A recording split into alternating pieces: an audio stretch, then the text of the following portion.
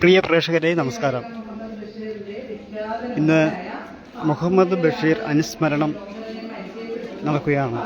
James ഹൈസ്കൂളിൽ നിന്ന് തത്സമയം നിങ്ങളിലേക്ക് ചേരുന്നു.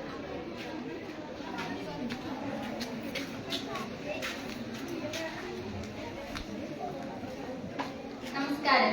ജൂലൈ 5 ബഷീർ അനുസ്മരണ ദിനം. അദ്ദേഹത്തിന്റെ വിഖ്യാതമായ നോവലായ പാത്തുമ്മയുടെ ആട് അഥവാ പെണ്ണുങ്ങളുടെ കഥ എന്ന നോവലാണ് ഞാൻ നിങ്ങൾക്ക് മുന്നിൽ പരിചയപ്പെടുത്താൻ പോകുന്നത്. ഞാൻ ജനാലയിലൂടെ നോക്കി. വലിയ വിശേഷമൊന്നുമില്ല. പാത്തുമ്മയുടെ ആട് അബിയുടെ ഹാഫ് ട്രൗസറിന്റെ മുൻവശം മുഴുവനും തിന്നു കഴിഞ്ഞു. ബാക്കിയുള്ളതിന് പിടികൂടിയിട്ടുണ്ട്. അബി ആടിന്റെ കഴുത്തിൽ കെട്ടിപ്പിടിച്ചിരിക്കുന്നു. പാത്തുകുട്ടി വാലിൽ പിടിച്ച് വലിക്കുകയാണ്. സെയ്ദ് മുഹമ്മദ് കൊമ്പിൽ പിടിച്ചിട്ടുണ്ട്. ആരിഫ അന്തം വിട്ട് നിൽക്കുന്നു. റഷീദും സുബൈദയും മറ്റൊന്നിലും ശ്രദ്ധിക്കാതെ തള്ളവിരലുകൾ വായിലിട്ട് നുണഞ്ഞുകൊണ്ട് മുറ്റത്തിരിക്കുകയാണ്. ലൈല ആടിന്റെ പല്ലക്ക് പിടിച്ചിട്ടുണ്ട്. അതിനെ ചീത്ത പറയുന്നു. ഉള്ളാഴ്ത്തിപ്പാറ ഉള്ളാഴ്ത്തിപ്പാറ. ഞാൻ ടോർച്ച് ചുറ്റി മുറിയിൽ നിന്ന് വരാന്തയിൽ കയറി മുറ്റത്തിറങ്ങിച്ചെന്നു. ആടിന്റെ ചെവിയിൽ പിടിച്ചിട്ട് അബിയെ വേർപെടുത്തി. അബിയുടെ ട്രൗസറിന്റെ മുൻഭാഗം മാത്രമല്ല ഒരു പോക്കറ്റും ആട് തിന്നു കളഞ്ഞു.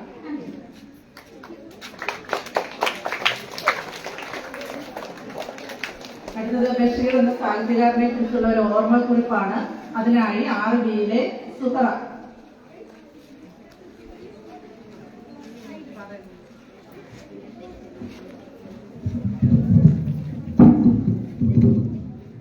ബഹുമാനപ്പെട്ട ഹെഡ് മാസ്റ്റർ, ആദരണീയരായ അധ്യാപകരെ, എന്റെ പ്രിയ കൂട്ടുകാരെ, ഇന്ന് ജൂലൈ 5 മലയാളികളുടെ പ്രിയങ്കരനായ ബേപ്പൂർ സുൽത്താൻ എന്നറിയപ്പെടുന്ന വൈക്കം മുഹമ്മദ് ബഷീർ ഓർമ്മ ദിനമായിട്ട് ഇന്നേക്ക് 31 വർഷം തികയുന്നുണ്ടല്ലോ. നോവലുകളിലൂടെയും കഥകളിലൂടെയും നമ്മൾ ഓരോ മലയാളികളെയും ചിരിപ്പിച്ചും സിദ്ധിപ്പിച്ചും അദ്ദേഹം ഇപ്പോഴും നമ്മുടെ മനസ്സിൽ ജീവിക്കുന്നു. ഇന്ത്യയിലെ ഏറ്റവും വലിയ പ്രതിഭകളിൽ ഒരാളായി അദ്ദേഹത്തെ കണക്കാക്കപ്പെടുന്നു. 1908 ജനുവരി 21 കോട്ടയം ജില്ലയിലെ വൈക്കത്തിനടുത്തുള്ള തലയോലപ്പറമ്പിലാണ് അദ്ദേഹത്തിന്റെ ജനനം. കായി അബ്ദുറഹ്മാന്റെയും കുഞ്ഞാനിമ്മയുടെയും 6 മക്കളിൽ മൂത്ത ആളായിരുന്നു ബഷീർ.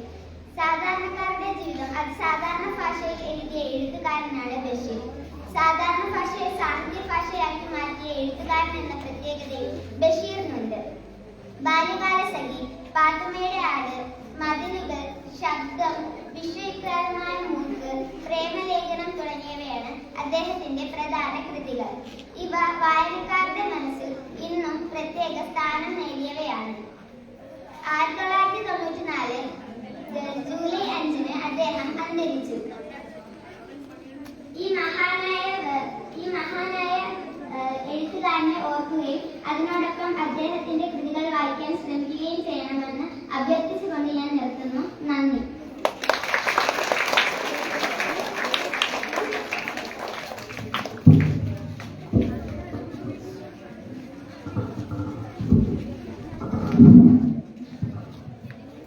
ശ്രീ വൈക്കം മുഹമ്മദ് ബഷീറിന്റെ നർമ്മമധുരമായ ഒരു ചെല്ലത്തെയാണ് പൂവമ്പഴം. അത് നാടക രൂപത്തിൽ അവതരിപ്പിക്കുന്നു 6ബിയിലെ കുട്ടികൾ. അതിനായി പ്രിയ വിദ്യാർത്ഥികളെ ക്ഷണിക്കാം.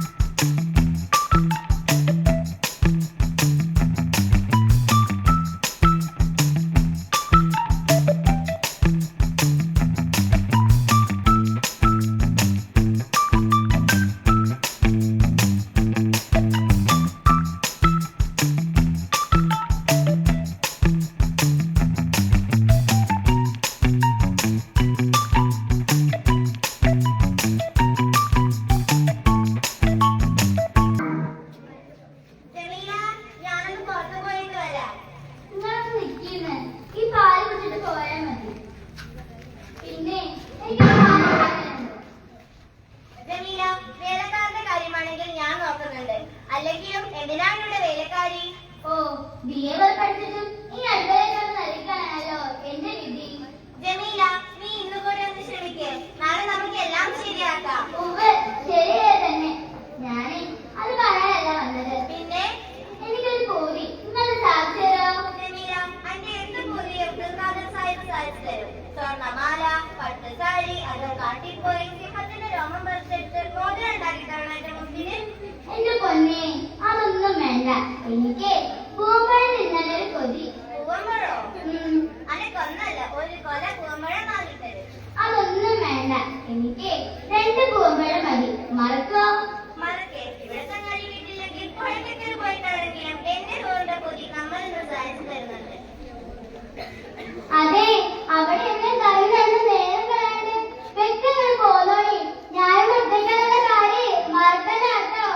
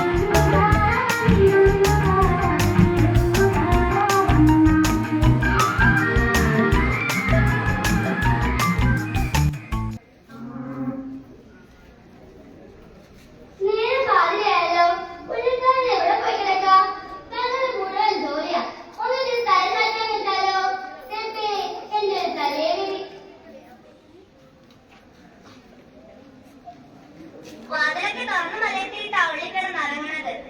ജമീല, ജമീല.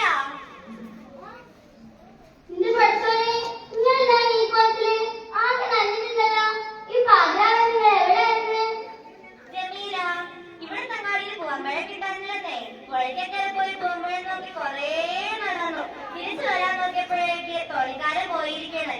ഇച്ചെത്തിക്കാണല്ലോ നോർത്തപ്പോ നമ്മൾ ഇങ്ങനെ പുഴ നീന്തി പോകുന്നു.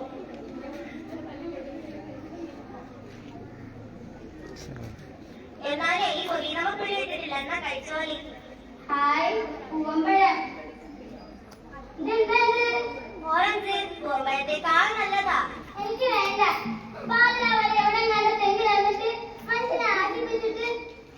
ജമീല, ഞാൻ പറഞ്ഞ സത്യ. പൂവമ്പഴം എവിടെ കിട്ടാനില്ലെന്നേ. വേണ്ട, എന്നോട് നുണ പറയണ്ട. അങ്ങനൊന്നും പറയല്ലേ ജമീല. ഞാൻ കഷ്ടപ്പെട്ട് കൊണ്ടുവന്നതല്ലേ കഴിക്ക്. കൊല്ലുപഴമല്ലോ, എന്റെ പൂവമ്പഴം കൊണ്ടുവന്നല്ലേ വന്നല്ലോ. ഇങ്ങനെ കഷ്ടപ്പെട്ട് കൊണ്ടുവന്നെങ്കിൽ എവിടെ വെച്ച് കൊണ്ട് കൊടുത്തോളി. ഇത് പെണങ്ങല്ലേ ജമീല. ഞാൻ കഷ്ടപ്പെട്ട് കൊണ്ടുവന്നതല്ലേ. പൂവമ്പഴത്തേക്കാൾ ഇരട്ടി വിലയും ഇരട്ടി വിറ്റാമിനും ഉണ്ടല്ലേ. എനിക്ക് വേണ്ടതല്ലേ പറഞ്ഞത്. ഈ പൂവമ്പഴം കിട്ടാതെ ഈ ജമീല ബീവി ഒരു തുള്ളി വെള്ളം പോലും കുടിക്കൂല.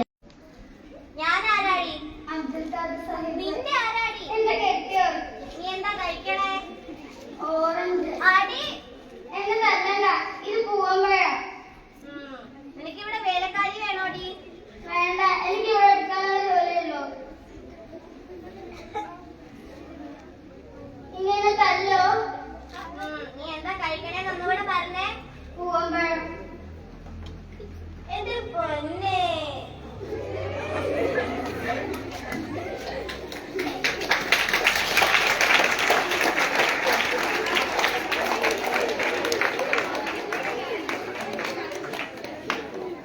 ബഷീർ അനുസ്മരണം പൂങ്കോട് ജെംസ് ഹൈസ്കൂളിൽ നിന്ന്.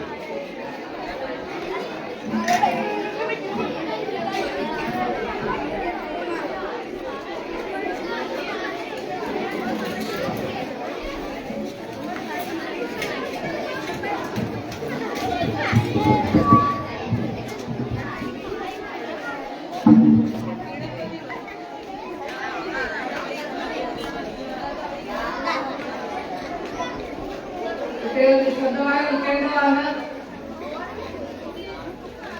ശ്രീ വൈക്കം മുഹമ്മദ് ബഷീർ അദ്ദേഹം ഒരു സ്വാതന്ത്ര്യ സമര സേനാനി കൂടിയായിരുന്നു. കഥാകൃത്തിന്റെ ജയിൽവാസത്തിനിടയ്ക്ക് അദ്ദേഹം എഴുതിയ കഥയാണ് മതിലിത്. അതിലെ ഒരു ഭാഗം നിങ്ങളുടെ പ്രിയ കൂട്ടുകാരുടെ അവതരിപ്പിക്കുന്നു.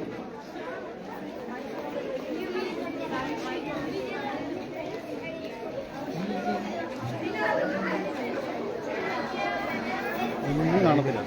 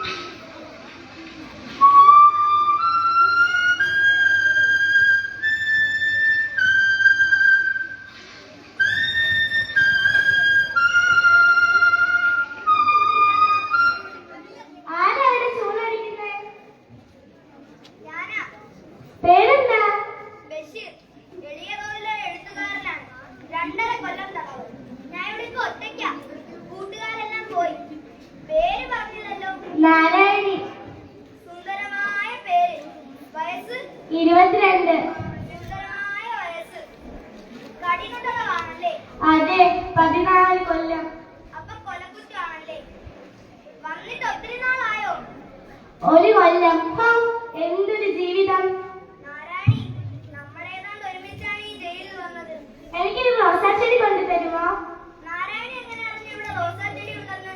ജയിലല്ലേ, എല്ലാവരും അറിയും. ഇവിടെ രഹസ്യങ്ങളൊന്നുമില്ല. കൊണ്ടു തരുമോ? നാരായണി, ഈ ഭുവനത്തിലുള്ള എല്ലാ പനിനീർ ചെടികളും ഞാൻ നാരായണിക്ക് കൊണ്ടുതരും. ഒരെണ്ണം മതി. തരുമോ? ഓ, എന്തൊരു ജോലിയാണ് നാരായണി ഇത്. തരുമോ? അവൾ തന്നെ ഇരിക്കണേ. കേട്ടോ? കേട്ടു.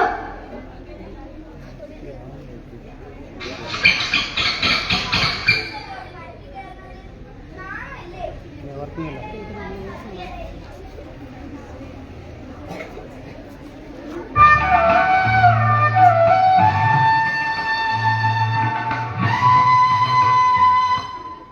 നാരായണി, നാരായണി, എന്തോ? ഞാൻ വിളിച്ചപ്പോ എവിടെയായിരുന്നു? ഇവിടെ തന്നെ ഉണ്ടായിരുന്നു. എന്നിട്ട് ഞാൻ ഇവിടെ ഒളിച്ചിരിക്കായിരുന്നു. കള്ളി. ബഷീറേ, ബഷീറേ, ബഷീറേ. ഏ? ദൈവത്തിന് ഇങ്ങനെ സ്നേഹത്തിൽ വിളിച്ചിരുന്നെങ്കിൽ, വിളിച്ചിരുന്നെങ്കിൽ? സ്നേഹത്തോടെ വിളിച്ചിരുന്നെങ്കിൽ എന്നാണ് പറഞ്ഞത്. സ്നേഹത്തോടെ വിളിച്ചിരുന്നെങ്കിൽ? ദൈവം എന്റെ മുന്നിൽ പ്രത്യക്ഷപ്പെട്ടേനെ. ദൈവം ആരുടെ മുന്നിലും പ്രത്യക്ഷപ്പെടും. ദൈവം നമ്മുടെ അടുത്ത് തന്നെയുണ്ട്.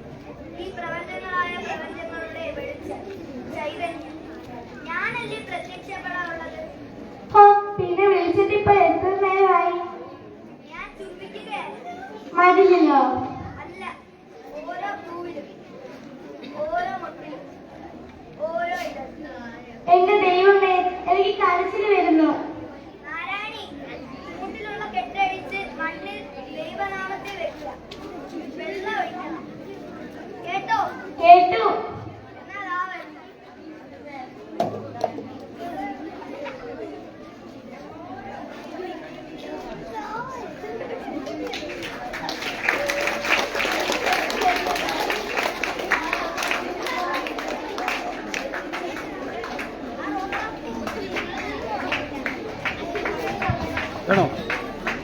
വേണോ?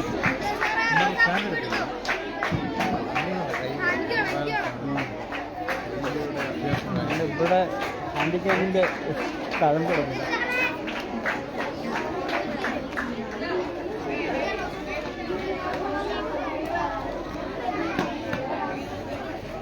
ശ്രീ വൈക്കം മുഹമ്മദ് ബഷീറിന്റെ വ്യത്യസ്തമായ അല്ലെങ്കിൽ നിർമ്മലമായ ഒരു സ്നേഹബന്ധത്തിന്റെ നോവലാണ് ബാല്യകാല സഖി. ആ നോവലിലെ ഒരു ഭാഗം ഇവിടെ അവതരിപ്പിക്കുന്നത് 8 ബിയിലെ കുട്ടികളാണ്. പ്രിയ വിദ്യാർത്ഥികളെ സ്നേഹപൂർവ്വം ക്ഷണിക്കുന്നു.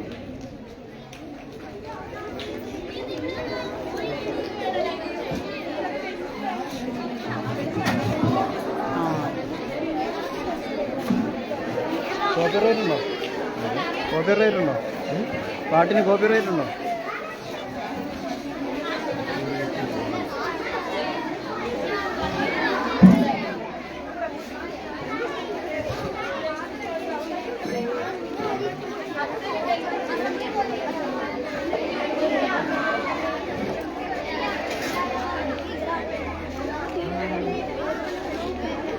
പേരെന്തുവാ?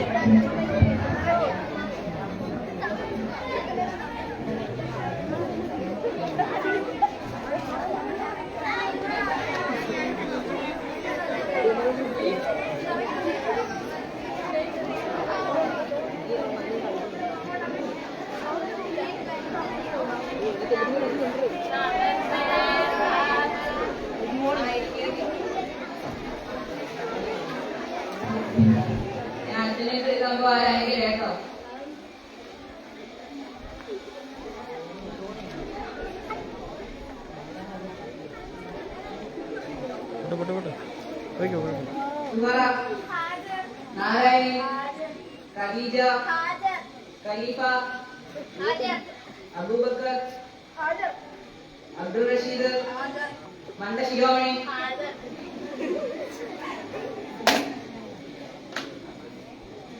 നമുക്കിന്ന് ലേശം കണക്ക് പഠിച്ചാലോ?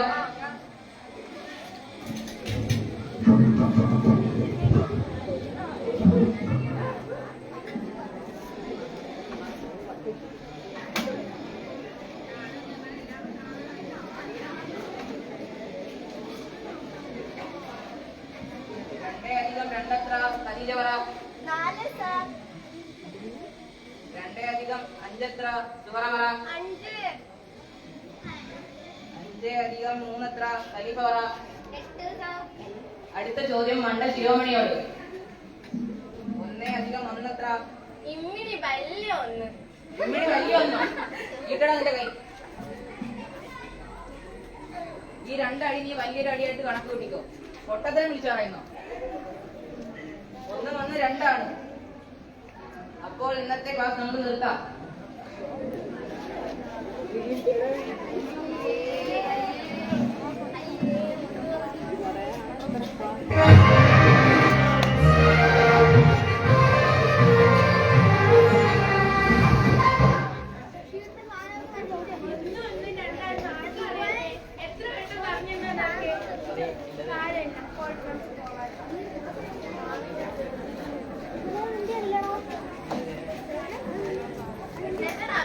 എന്റെ കണക്കൊക്കെ ശരിയാക്കണേ. നാളെ മാസിലേക്ക് തല്ലി കിട്ടില്ലേ റബ്ബേ. ഈ കണക്കൊന്നും പഠിക്കാൻ എന്നെ കൊണ്ട് വയ്യ. വാ നമുക്ക് പോവാം.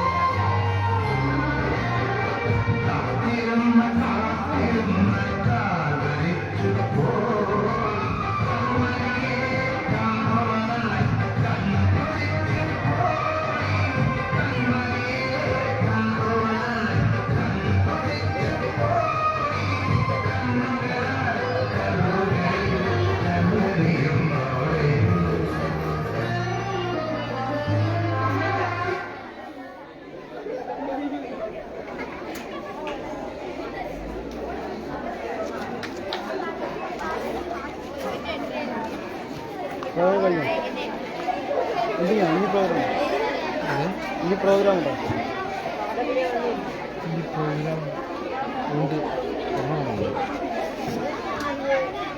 ഒന്നും ചോദിക്കാൻ പറ്റില്ല. അപ്പൊ രാവിലെ വിളിച്ചു പറഞ്ഞാൽ ഒറ്റ പോയി പറഞ്ഞു.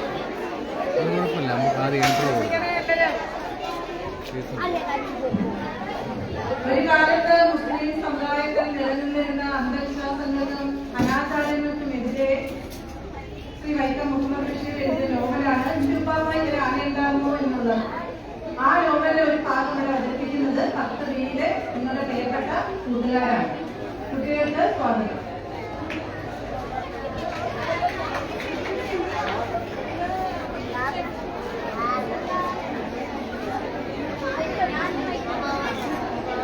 തൃശ്ശൂർ എപ്പോഴാണ്? ഇവിടെ 9:30 സ്റ്റാർട്ടാവുന്നു. ജസ്റ്റ് അവിടെ വരെ പോയി ഓപ്പൺ ചെയ്ത് വരുമ്പോൾ അവരുടെ സൈറ്റ് കാണും. ഗ്രൂപ്പ് പോവായിരിക്കും.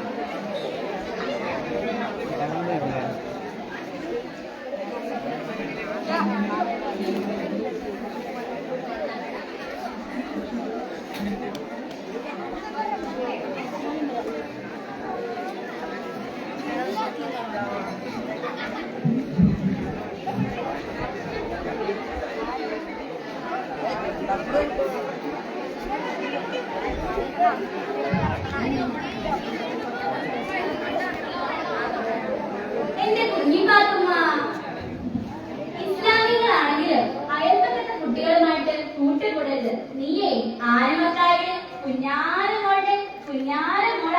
നിന്റെ ഉപ്പാക്കെ ഒരു ആന ഉണ്ടായിരുന്നു, ഒരു വലിയ കൊമ്പനാന.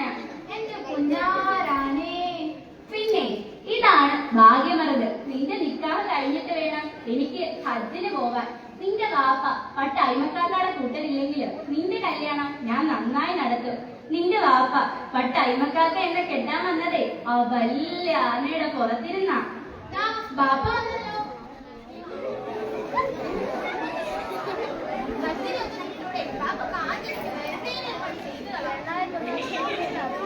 ഇല്ലെങ്കിൽ മൂക്കി വലിച്ചു കയറ്റൂ. ഞാനേ ആനമത്തായുടെ പുന്നാര മോളാ.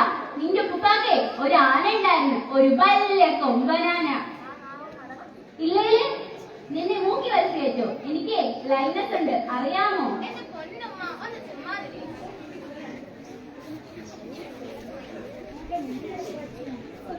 നിന്റെ പേരെന്താ? എന്റെ പേര് സുന്ദരി എന്നല്ല. സുന്ദരി എന്ന് പറയും. പാട്ടെ പേരെന്താ? അല്ല, നിങ്ങൾ എന്തിനാണ് നീ കുട്ടൂസി എന്ന് വിളിച്ചത്? പെണ്ണിന്റെ പര്യായമാണ് കുട്ടൂസി. ഇക്കാക്ക പറഞ്ഞു തന്നതാ. നിങ്ങൾ ഏത് ജാതിയാ? മുസ്ലിം. ഞങ്ങളെ മാതിരിയാ? അല്ല, ഞങ്ങൾ ശരിയായ മുസ്ലിംസ് ആണ്. അല്ല കുട്ടൂസി, കാര്യം എന്റെ ഉപ്പാക്ക് പലൊരു കൊമ്പനാന ഉണ്ടായിരുന്നു. എന്റെ ഉപ്പാക്ക് ഒരു കാളവണ്ടി ഉണ്ടായിരുന്നു. അതിൽ കുഴിക്ക് സാധനങ്ങൾ കൊണ്ടുപോയാണ് അദ്ദേഹം ഞങ്ങളെ പഠിപ്പിച്ചത്. ഇതൊന്ന് വായിച്ചേ. അനക്ക് അന്നൂടാ, എഴുത്ത് മാനെ പഠിച്ചില്ല. ഞാൻ പോന്നു, പിന്നെ വരാം. ബാപ്പ ബാപ്പ ബാപ്പ, നിങ്ങൾ എന്താണെന്ന് എഴുത്ത് പഠിപ്പിക്കാനേ? ഓ, അല്ല എഴുത്തുമാരെ പഠിപ്പിച്ച് കാഫിലാക്കാൻ എന്താണെന്ന് ചോദിക്കണേ? മുസ്ലിം പെൺകുട്ടികൾ ഇങ്ങോട്ടൊന്നും ചോദിക്കാൻ പാടില്ല. അങ്ങനെ പറയണ കേട്ടാ മതി. ഇന്ന് മുതൽ ഞാനാണ് നിന്റെ ഗുരുനാഥ. വാ മറ്റൊരു വാക്ക് പറയൂ. വൈ. വഴിന്ന് പറയൂ. മറ്റൊന്ന് പറയൂ.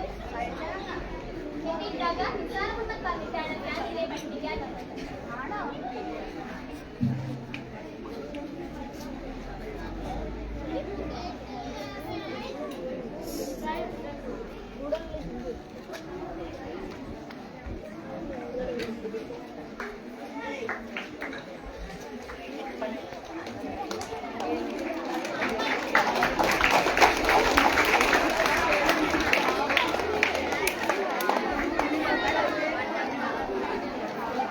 നമ്മുടെ പ്രിയപ്പെട്ട കഥാകാരന്റെ കൃതികളെ അടിസ്ഥാനമാക്കി 7 കുട്ടികൾ അവതരിപ്പിക്കുന്ന ഒരു ഒപ്പനയാണ് ഇനി അടുത്തത്.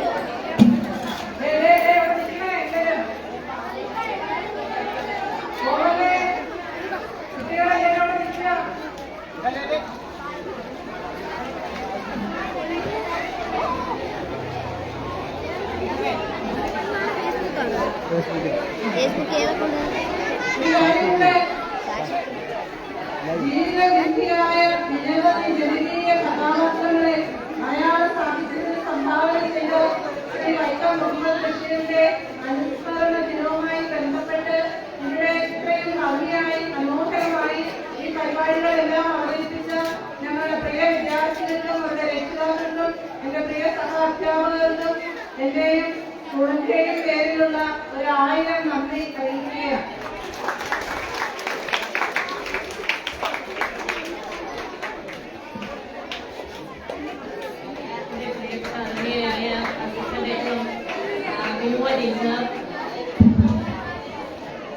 വിദ്യാർത്ഥികളെ, ഇത്രയും നല്ല ഒരു പ്രോഗ്രാം സംഘടിപ്പിക്കുന്നതിന് വേണ്ടിയിട്ട് എഫർട്ടെടുത്ത കുട്ടികൾക്കും അതുപോലെ തന്നെ നമ്മുടെ സഹാധ്യാപകർക്കും എല്ലാവർക്കും എന്റെയും സ്കൂളിന്റെയും വിദ്യാരംഗ കലാസാഹിത്യ സമിതിയുടെയും പേരിൽ നന്ദി അർപ്പിക്കുന്നു.